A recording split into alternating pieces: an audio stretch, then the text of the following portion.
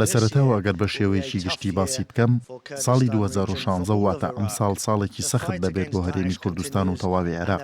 جەنگی دژی داعش بەردەوامی دەبێت و قەیرانی دارایی هەیە کە بەشێکی بەوەی دابەزینی نرخی نەوتەوەیە. کاتێک قسە لەگەڵ بەرپرسانی سیاسی هەرێمدا دەکەم، شتێکی ئاشکرایە کە ئەو تەحەدایانەیان لەبەرچاوە.